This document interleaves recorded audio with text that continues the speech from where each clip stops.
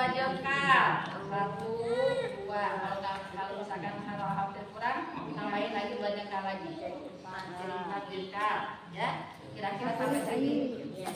Nah, ini buat ngukur kain sama ngukur ukuran. Ya, ini juga boleh. Ukuran. Ya. Nah, ini buat ngukur. Nah, ini kondisi jenazah biasanya kan udah ini ya, tangannya juga udah terrapihkan lah gitu ya. Kalau misalkan ada apa pulang dari rumah sakit kan biasanya ada kasang, ada plester.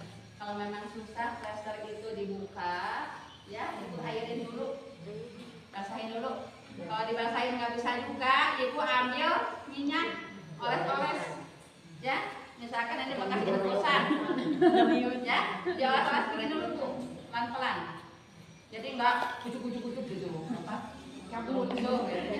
Nanti pakai kapas aja. Kalau nggak pakai kapas basahin. Jadi kita harus punya perasaan lembut kepada si mayat, ya. Nah ini hati-hati dengan adab itu, ya.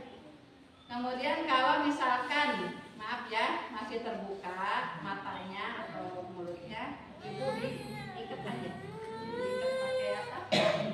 Kain gitu ya, pakai itunya dikasak, diikat gitu ya, biar nggak terbuka mulutnya, biar tidak terbuka matanya. Ini juga harus kita perhatikan tentang si jenazah gitu ya. Nah untuk memandikan yang pertama, yang memandikan harus berniat untuk memandikan jenazah karena Allah. Ya, niat tidak perlu dilafalkan karena niat ada dalam hati. Ya, dengan basmalah saja sudah niat gitu ya. Ya kemudian persiapkan semua peralatan mandinya. Jadi ketika memandikan jangan ulah sabun, jangan ulah sampo segalanya ditayangkan. Ya, siapkan semua di situ. Biar nggak cari-cari lagi, termasuk kain ini, kain pengganti gitu ya, harus disiapkan benar-benar. Ya, nah ini yang pertama kali untuk memandikan jenazah adalah dengan cara membersihkan kubul dan duburnya, kemaluannya. Dengan caranya, tawi cakegakernya, ya cukup sedikit saja dibuka. Nah, ini. Sedikit aja Bu. Ya. Nah ini fungsinya Bu, apa ini ya? Buang dengan tangan kiri kalau memang sanggup. Kalau memang nggak bisa tangan kanan. Kalau misalkan susah ya.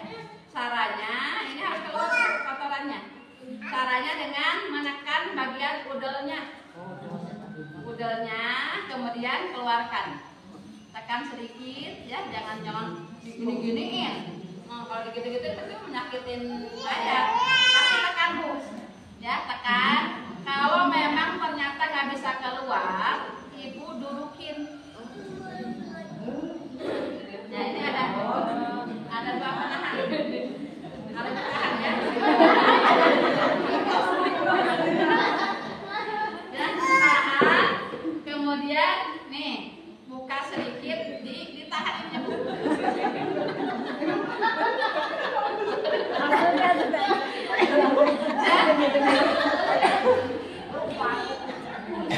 Dan tekan bagian udelnya. Jadi udelnya yang tekan, ya. Tekan, keluarkan. Insya Allah ini diulur-ulur sedikit ya, diulur-ulur sedikit dan sudah keluar. Insya Allah. Ini harus didudukin Bu, ya. Dudukin sampai keluar semua. Kalau memang nggak bisa keluar, sudah.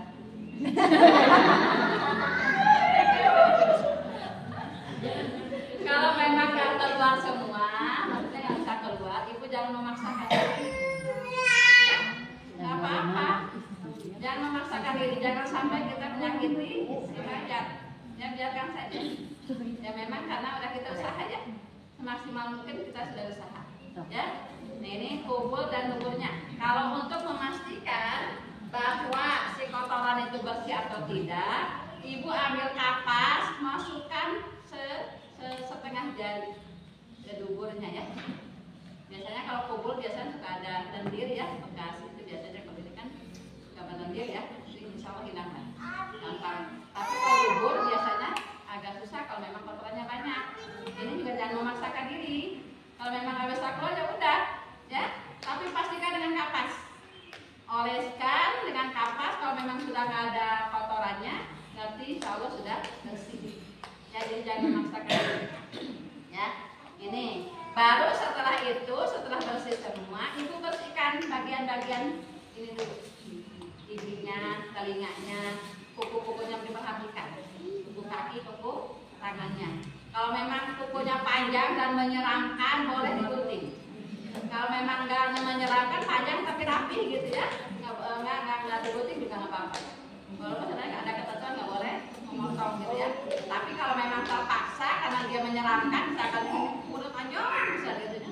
Nah, dipotong. Ya, nah itu. Kemudian setelah itu baru kita wudukan. Mewudukan mayat itu sama dengan mewudukan kita orang yang hidup. Dan mandiin jenazah itu juga sama dengan kita mandi janabat kita. Dan janabat kita kan sama urutannya. Kubur dulu, dubur, kemudian mandi, kemudian wudu, gitu ya, baru mandikan. Jadi wudu dulu, baru mandikan, karena urutan kita mandi janabat pun sama seperti itu. Ya, sunnahnya itu wudu dulu, wudukan dulu, mulai dari tangan ini. Ini biasanya suka ada asisten yang guyurin. Guyur, ya. Ini jarinya. Dipakai itu di anu. Dan jari-jarinya di satu-satu di cuci. Ya.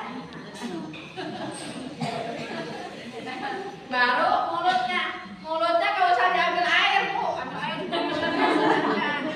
air, tepuskan, kemudian hanya begini aja, Bu. Hanya begini saja. Ya. Dan karena apa? Tadi sudah disikat di giginya pakai kat tembak ataupun pakai kapas. Kalau misalnya pakai kapas, ya pakai kapas. Kalau pakai kat tembak, pakai kat tembak. Ya, kat tembak lebih aman. Ya. Kemudian hidung sama, hidung juga jangan diguyur tutnya, tapi hanya diginin aja. Ya. Pastikan nggak ada lendir atau kotorannya, karena biasanya suka keluar juga kotoran dari hidung. Ya, suka keluar, bersihkan sampai benar-benar bersih. Ya. Kemudian baru mukanya, ini mukanya ambil air, tapi jangan sampai diginiin.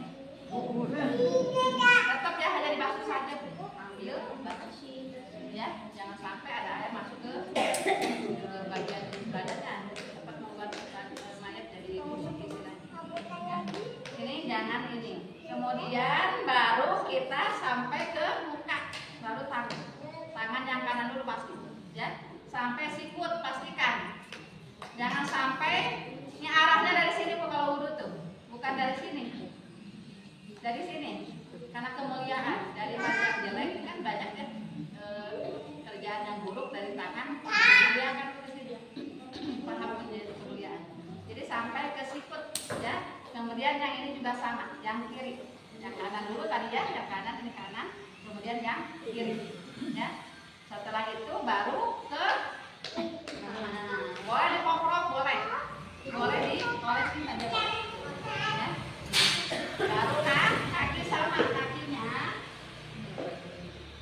jarinya harus diginiin Bu, jarinya, sela-selanya jari harus diangkat sedikit, ya. Basuh dari sini Bu, basuhnya bukan dari sini, dari jarinya ke arah sini. Jadi nanti yang guyurin harus paham.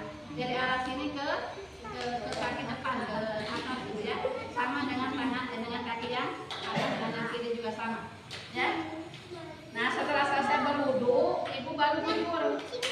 Jangan dulu pakai sabun. Guyur pakai air murni dulu.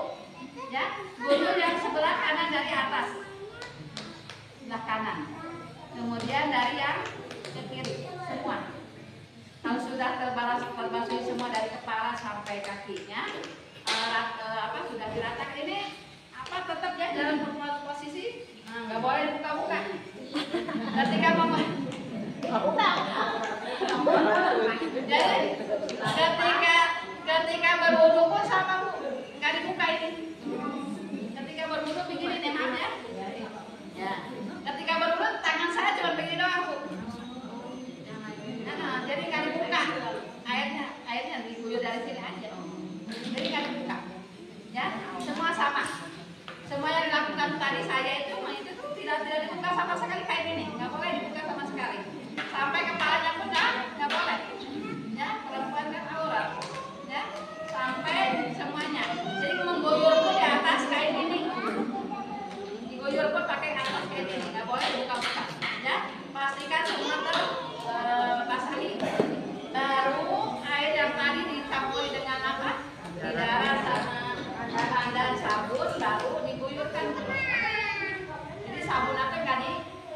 lagi.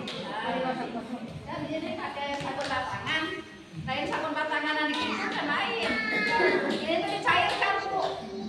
Jadi direndam dengan air pandan sama air darah ini udah blender kan, direndamkan. Jadi kan airnya berbusanya banyak. Nah baru diguyurkan pakai air sabun harus dimandiin. Jadi sabunnya tuh rata Bu. Namun pakai iya mah batangannya pakai batangan kan kadang-kadang terata. Nah ini mah rata. Boleh pakai sabun cair kan lebih enak sabun cair ya. Nah ini baru dimandikan semua mani itu dalam keadaan tertutup. Jadi dalam keadaan pakai apa sabun tangan. Ini semua Bu. Ya sampai ketek-keteknya sampai semua yang lepit-lepitannya ini. Perhatikan yang luka. Perhatikan yang luka. Kalau ada yang luka, maka kalau memang masih bisa diguyur dengan air, guyur nggak apa-apa. Pak masih bisa disabunin, boleh disabunin. Tapi kalau sudah lengket, ini nggak bisa Bu, disabunin, diginiin, kotor apa, kulitnya kotor. Kalau udah lengket jangan. Pakai minyak ya, balurin minyak, kita minyakin dulu, baru diguyur air. Insya Allah kalau pakai minyak kan biar nggak ini, nggak melupakan. Ya, jadi jangan memaksakan diri. Ya, baru setelah itu yang atas sudah selesai. Jadi sabunin, bersihin lagi, baru yang kita angkat yang kanan dulu. Nah, dimiringkan si mayatnya. Dalam posisi ini tetap dalam keadaan tertutup. Ya, nah, dimiringkan. Ya, dimiringkan. Kemudian yang ini semua dicuci pakai sabun. Ya, pakai sabun kemudian diguyur lagi langsung pakai air biasa. Ya. Apa yang kanannya, pastikan yang buburnya kelihatan. Kalian bukan di belakang kita mau lihat buburnya enggak, tapi pastikan buburnya tercuci dari sini. Kalau yang dari depan itu kayaknya tadi belum kelihatan banget gitu ya. Nah kalau dari samping sini kan kelihatan ya. Nah baru yang setelah itu baru yang kirinya sama, yang kiri juga posisinya dia peluk ya Bu ya. Tommy Kyoko didorong gitu. Tapi dipeluk dalam kondisi yang dipeluk dan ini tetap tertutup ya. Nah ini yang kiri, yang kanan, yang kirinya baru ya. Semua ini sampai sabunnya terata ya, jadi rata semuanya pakai sabun. Kemudian baru kita guyur lagi. Setelah semua terguyur udah pakai sabun tadi kan, ya bersihin lagi Bu. Biar bekas apa? Ini kan kalau di blender kan nggak ada sisa apa namanya? Nggak ada bakar-bakar daun-daunnya kan, kalau di blender lebih halus gitu ya. Nah ini nggak ada. Jadi diguyur pakai air biasa, kemudian terakhir pakai air baru campur kamper. Nah, kamper pakai kamper. Air kamper. Ini air kamper ini fungsinya banyak Bu. Pertama untuk menghindarkan serangga, nyamuk, semut atau apalah serangga yang dekat-dekat gitu ya. Kan bau-bau mayat itu kan demen dia. Nah ini pakai ini mah hilang. Kemudian untuk agar dia lebih kesat Bu si kulit si mayat ini kalau pakai ini. Ya kalau di sini mah pakai nggak nih? Ya ini fungsinya banyak. Kemudian buat ini juga buat agar mayat itu lebih awet Bu. Kalau misalkan dia sakit, ya nggak cepat busuk kalau pakai air campur bagus. Jadi ini fungsinya banyak. Makanya memang disunahkan untuk memandikan mayat itu adalah dengan sabun baru. Ya, Rasulullah sunah dengan sabun baru.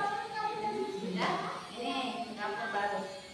Ya, setelah mandi Bu, kalau memang perlu diganti ketika bilasan terakhir, ganti Bu. Awalnya ini sudah terkena najis. Buka, ya. Caranya begini. Tetap dalam posisi yang rapat semua. Ya, caranya begini Bu. Tutupin, kemudian yang dalam yang tadi ambil.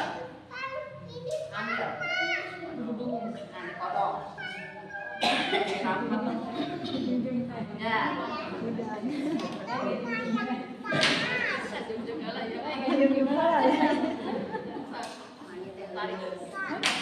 Nah, itu tuh. Jadi tertutup semua aurat-aurat. Nggak ada aurat yang terbuka, Bu. Nggak boleh, auratnya harus tertutup. Kenapa kita harus menjaga kehormatannya dia? Ya, menjaga kehormatan mayat. Dan mandinya itu jangan sampai apa yang kayak orang mandiin orang sakit gitu ya. Orang sakit kan busuk gitu kan. Ini mah pelan. Jadi ya pakai perasaan kitanya. Ya, ketika rambutnya juga pelan dikeramasin kurang busuk gitu ya. Kalau pakai air boleh pakai air keran langsung. Tapi caranya ini harus dilapisi kayak gini. Jadi si air ini keluar apa? Diguyurnya dengan ya, tetap pakai kain ini. Jadi air itu nggak langsung ke kulitnya dia, tapi ditahan dengan air ini. Nah inilah cara kita memandikan. Ya, nah ini memandikan jenazah sudah selesai. Baru setelah itu keringkan dengan handuk. Ya, bagian kepala sampai udel. Ini handuk yang pertama. Jadi handuk harus dua. Ya, yang kedua baru bagian kaki. Tetap aja ada adonan dikiningin sama Bu. Dirungkupkan, apa dirungkupkan? Ya, dirungkupkan. Ya, jadi dirungkupkan. Jadi kita kalau misalkan kainnya ini nggak basah, ganti dulu pakai kain yang kering dulu. Ya, ganti lagi kainnya pakai kain yang kering. Baru kita, kita tekan-tekan saja Bu. Kain di lapan gitu dah, lain. Ditekan-tekan aja Bu. Ya, yang penting ya. Makanya ini harus yang meresap ininya, handuknya. Ya, kalau memang ada handuk ya pakai kain aja nggak apa-apa. Tapi kainnya yang meresap. Ya, nah ini memandikannya selesai itu. Nah, ketika mau diangkat, Ibu, ini kain harus dua. Kain yang ini kan udah diganti kain yang kering ya. Caranya begini Bu, yang satu ke situ itu. Ya. Nah, ini Bu. Ya. Yang satu lagi, puntennya ini. Yang satu seperti jadi lebar Bu. Fungsinya apa? Yang lebar ini untuk belakangnya. Nah, sekarang balikin. Nah, masukin ke sini Bu. Ya, kemudian sama. Yang kiri juga masukin. Nah, ya, jadi posisinya seperti ini. Jadi ketika yang ngangkat siapapun juga bisa. Karena nggak langsung kena kulitnya. Kan kita mah suka manggil siapa keluarganya. Terutama memang keluarganya. Tapi kalau nggak ada keluarganya, ini sudah tertutup. Nggak ada lagi namanya kena langsung kulit dengan kulit. Yang membatalkan itu kan kulit dengan kulit Bu. Tadi sudah berwudu Bu di awal, jadi kan perlu diwudukan lagi. Ya. Nah, kalau misalkan apa? Ya karena udah diwudukan di awal ya, nggak perlu diwudukan lagi. Ya. Nah ini cara memandikan itu selesai. Kalau udah diangkat, Ibu nanti minta pelan-pelan. Nanti angkat pasti dari dalam sini kapannya ya. Ya pelan-pelan.